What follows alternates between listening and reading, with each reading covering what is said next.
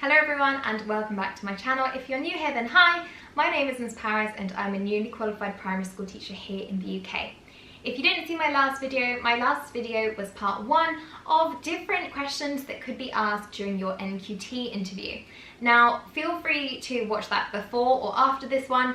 They're not necessarily in any kind of order, so it doesn't matter how you watch them. Last week I covered things like questions about yourself, questions about the school, other responsibilities and professional practice in the classroom. Today what I'm going to be focusing on is safeguarding questions, questions about your professional knowledge and development, and probably most importantly of all is questions about the pupils. So make sure you stick until the end to kind of get the full benefit, and if you do like this video and you found it useful, please let me know and make sure to like before you leave.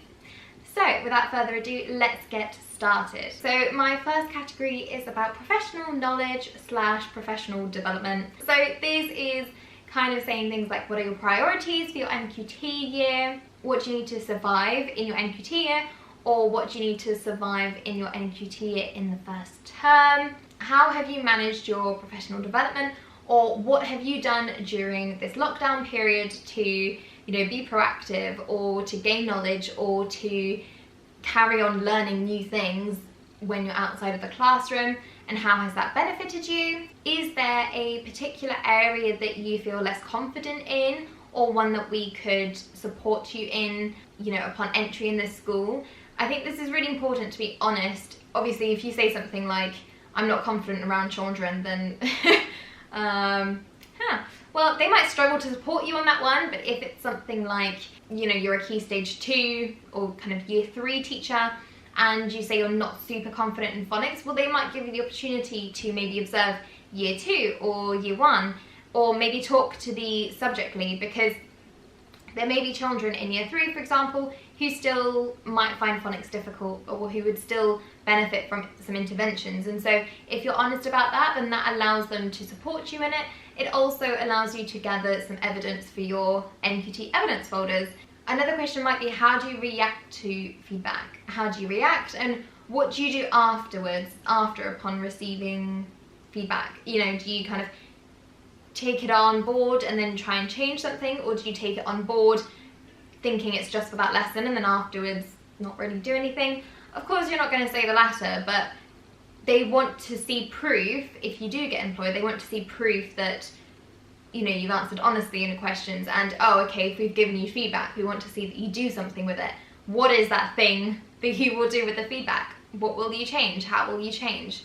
My next category is about safeguarding. Now this is so important, my goodness. I think I've said this a billion times in my teacher training interview videos.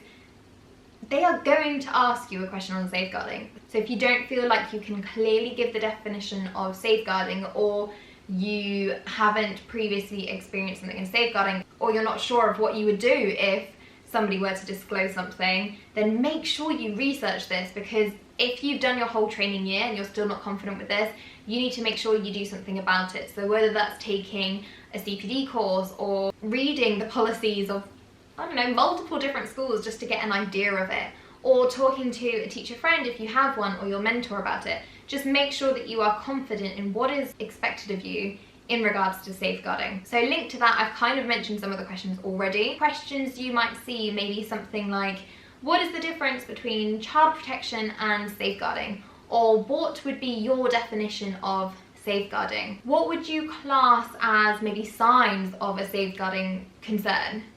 So just because a child comes in with a bruise doesn't mean that's a safeguarding concern.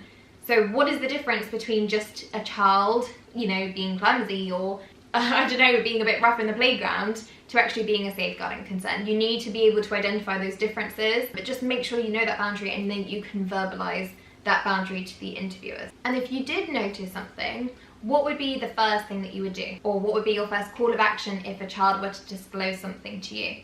Do you know who our designated safeguarding lead is? Do you know what prevent is? What does prevent mean? Have you done prevent training? And how have you dealt with safeguarding in the past? Have you ever been in a situation where you have had to report a safeguarding concern? How did you do this? Who did you go to? And whose responsibility is safeguarding?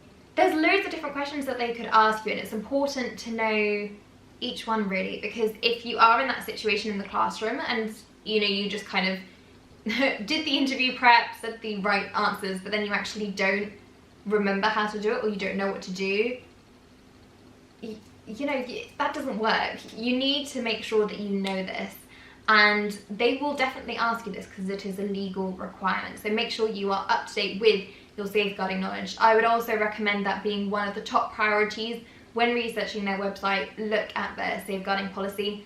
Who is their designated safeguarding lead? Who is their deputy designated safeguarding lead? And definitely know those two, at least, because if you can kind of name drop them in your interview answers, then that looks really good as well. My last category, and this is probably the biggest one, is pupil related questions.